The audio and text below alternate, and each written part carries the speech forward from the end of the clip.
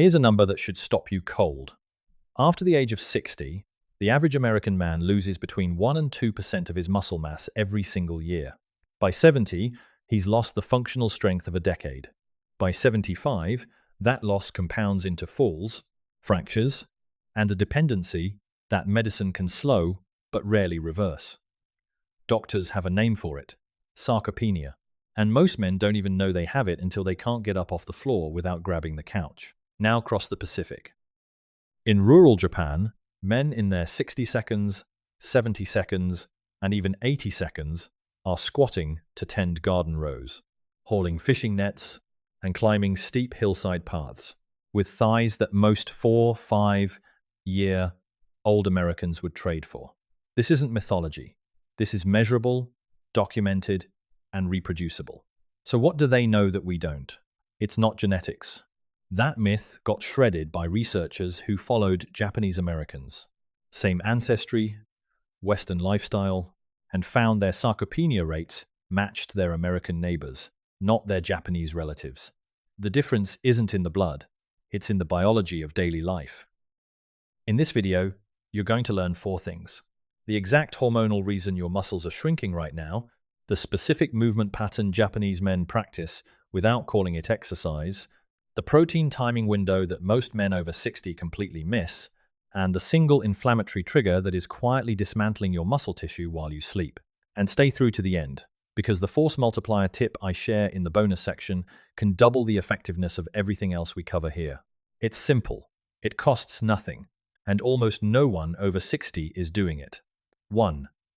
The myostatin problem. Meet Gerald, 67 years old, retired electrician from Ohio.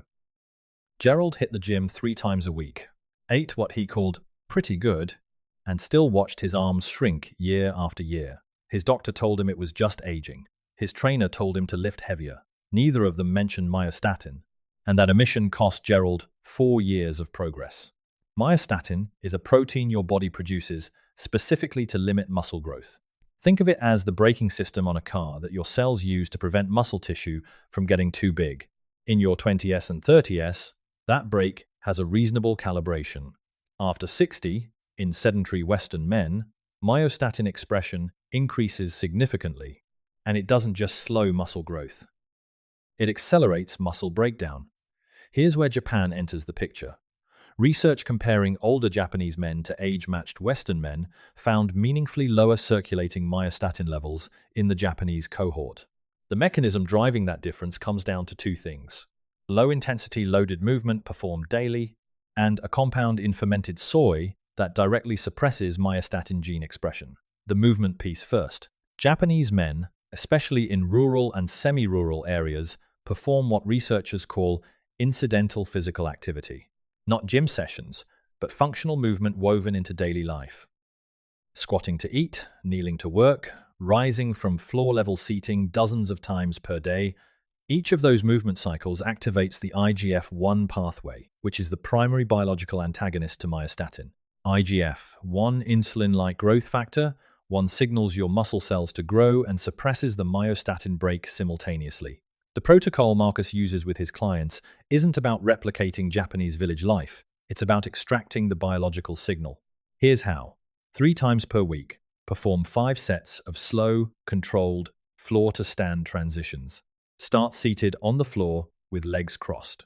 Rise to standing using as little hand assistance as possible. Lower yourself back down with control. That's 1 rep, do 10, rest 90 seconds between sets. This movement is low impact, joint safe, and activates the hip extensors, spinal erectors, and quadriceps simultaneously. Exactly the muscle chain that sarcopenia hits hardest. And the soy compound? That's genistein, an isoflavone found in fermented soy foods like natto, miso, and tempeh. Genistein has been shown in cell studies to downregulate myostatin mRNA expression, meaning it reduces your body's instruction to produce the muscle-breaking protein in the first place. You don't need to eat natto every morning, though you could. 2 tablespoons of miso paste daily, or a cup of tempeh several times per week, delivers a clinically meaningful dose. No supplement required. But here's the part that will change how you think about this problem. Myostatin doesn't work in isolation.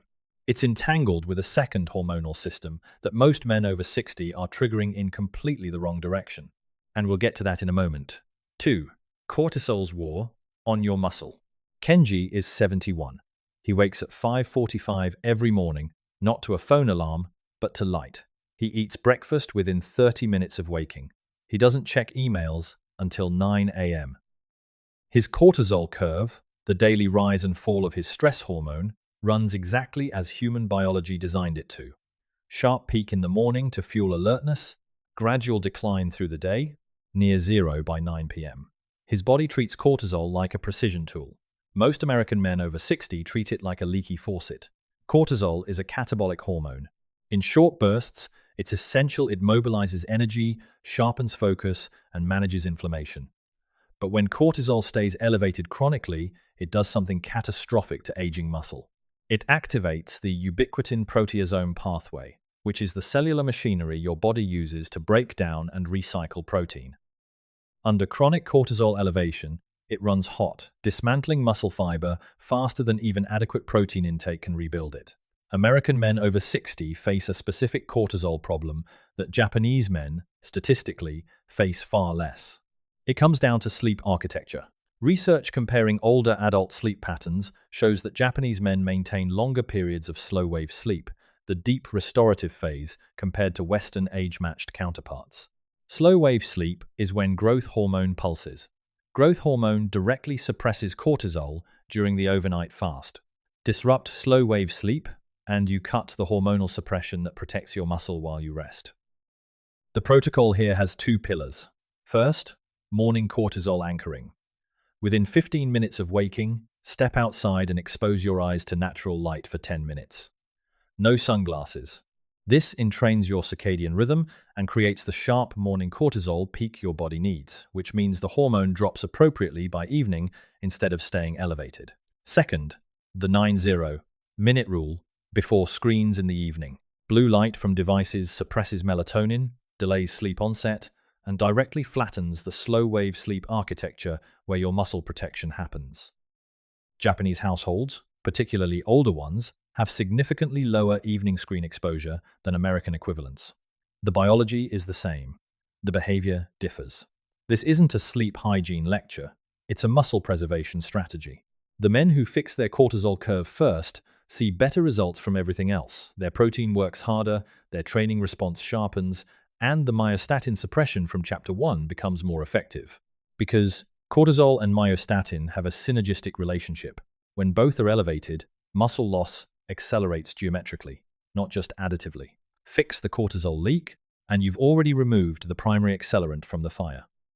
But there's still a third mechanism operating underneath all of Genes 1 that lives on your dinner plate, and the timing of it matters more than most people realize. Before we go any further, I need you to think about something real. Where in your daily life does chronic stress show up? Not dramatic stress, the low-grade kind. The phone that never stops. The sleep that never feels complete. The mornings that begin before your body is ready. That's the cortisol leak I'm talking about. Drop the number of hours you actually sleep, not the hours you're in bed, but the hours you feel genuinely rested in the comments right now. I read these. I build future content from your answers. And what you share might be exactly what someone else needed to hear today. 3. The protein timing window. Toshi is 74. He eats his largest protein meal at noon. Not because of dietary philosophy, because that's lunch culture in Japan, and without knowing it, he's hitting a metabolic window that Western nutrition advice has almost entirely ignored for men his age. Here's the mechanism. Muscle protein synthesis, the process of building new muscle fiber, requires two things to happen simultaneously: adequate amino acid availability and activated mTOR signaling. mTOR, mechanistic target of rapamycin, is the master regulator of cellular growth. It's like the green light at a construction site. Without it, the materials arrive, but nothing gets built. The problem for men over 60 is anabolic resistance. Young muscle responds to 20 grams of high-quality protein with a robust mTOR activation and a significant muscle protein synthesis spike. Aging muscle requires more typically 35 to 40 grams of leucine-rich protein to trigger the same mTOR response. And here's what most men miss. That response is blunted further if the protein arrives in small, distributed doses throughout the day. You need a leucine threshold, a single bolus of protein large enough to cross the activation threshold and flip the mTOR switch hard. Japanese midday meals, particularly among older adults, tend to be structurally protein-forward. A combination of fish, tofu, edamame, and miso in a single sitting regularly delivers 35 to 45 grams of complete protein. American meal culture distributes protein more evenly and often more lightly across 3 meals. The biological cost of that distribution is a repeatedly sub-threshold mTOR signal amino acids arriving, but never quite flipping the switch to full muscle synthesis. The protocol is direct. Your largest protein meal of the day should contain a minimum of 35 grams of complete, leucine-rich protein. Leucine is the specific amino acid that acts as the primary mTOR trigger. It appears in highest concentration in animal proteins, particularly fish, eggs, and poultry, and in significant amounts in soy protein isolate. If you train resistance exercise, consume this meal within 2 hours post-workout. That's when mTOR sensitivity peaks and the window for maximum uptake is widest. One objection I hear constantly, Marcus, won't that much protein at once stress my kidneys? For men with normal renal function, no. That concern, widely circulated, applies specifically to individuals with pre-existing kidney disease. For healthy kidneys, high-protein meals are processed efficiently. If you have diagnosed kidney disease, work with your physician. Otherwise, the bigger risk is under-eating protein and continuing to lose the muscle you need to stay independent. There's one final mechanism we haven't touched, and it's the one most invisible, most underestimated, and most directly tied to the gap between Japanese and American muscle aging. It has nothing to do with what you eat or how you train. It lives in your bloodstream, 24 hours a day. 4. The inflammation equation. Robert, 68, was doing everything right. Resistance training, adequate protein, decent sleep, and his muscle mass was still declining. His doctor ordered a standard blood panel: cholesterol, glucose, blood pressure, everything within range. Nobody ordered a CRP test. Nobody checked his interleukin 6. Nobody measured the silent fire burning in his tissue. Chronic low-grade inflammation, what researchers now call inflammaging, is the fourth and final mechanism driving the muscle gap between Japanese and American older men. Unlike acute inflammation, which heals injuries and clears infections, inflammaging operates at a level too low to cause obvious symptoms, but high enough to fundamentally disrupt muscle repair. Here's the pathway. Elevated interleukin, 6, and C-reactive protein, the two primary markers of chronic systemic inflammation, directly activate the NF-κB signaling pathway inside muscle cells. NF-κB is a transcription factor that, when activated chronically, upregulates muscle proteolysis, the breakdown of muscle protein, and simultaneously downregulates myofibrillar protein synthesis. In plain terms, it breaks muscle down faster and rebuilds it slower. The dietary pattern of older Japanese men creates a structural anti-inflammatory environment. High omega-3 intake from cold water fish, primarily mackerel, sardines, and salmon, delivers EPA and DHA, which compete with arachidonic acid for the same enzymatic pathways that produce inflammatory prostaglandins. When EPA and DHA win that competition, inflammatory signaling drops measurably. Studies on older Japanese adults show significantly lower interleukin 6 and CRP levels compared to Western age-matched cohorts. And omega-3 intake is one of the primary predictors of that difference. The protocol: 3 to 4 servings of cold water fatty fish per week, each serving approximately 150 grams. If fish is not accessible or preferred, algae-derived omega-3 supplements provide the same EPA and DHA without the food source, because the fish themselves synthesize these fatty acids from algae. No brand recommendation. Just look for a product delivering at least 1,000 milligrams combined EPA plus DHA per day, certified for purity. Combined with the movement, cortisol management, and protein timing from earlier chapters, this creates a systemic environment where muscle tissue can actually respond to the work you put in. Here's the tip that ties everything together, and I'd wager that fewer than 5% of men over 60 are doing this consistently. It's called Zone 2 walking, and it's the single habit that amplifies every other protocol in this video. Zone 2 exercise means working at an intensity where you can speak in full sentences but feel your breathing elevated. For most men over 60, that's a brisk walk 3 to 3.5 miles per hour on flat terrain or slower on inclines. 20 to 30 minutes, 4 to 5 times per week. Here's why it's a force multiplier. Zone 2 cardio is the primary driver of mitochondrial biogenesis, the creation of new mitochondria in your muscle cells. Think of mitochondria as the power plants of your cells. Aging cells run fewer, smaller, less efficient power plants. Zone 2 walking signals your cells through a pathway called PGC, 1-alpha activation to build more of them. More mitochondria means greater insulin sensitivity, which means your protein and glucose get partitioned into muscle cells rather than stored as fat. It means lower baseline cortisol. It means reduced systemic inflammation.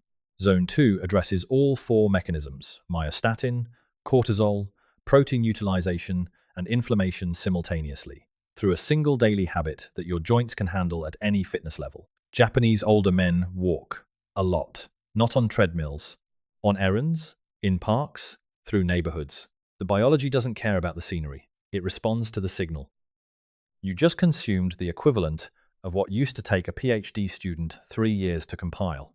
You now understand myostatin suppression, cortisol architecture, anabolic protein thresholds, inflammaging, and exactly how to address each one with a real, executable protocol. The vast majority of men over 60 will never know any of this. They'll accept the decline as inevitable and spend the next decade watching their bodies steadily vote against them. You're not in that group. The fact that you're still here, still taking notes, still investing in understanding the science of your own biology, that puts you in the top 5% of men your age on this planet. Not because you were born different, because you chose different. The Japanese men we talked about today, Kenji, Toshi, they didn't have access to this science either. They had culture. You now have the science. That's arguably a stronger advantage. One body, one shot. Build it like it's worth keeping.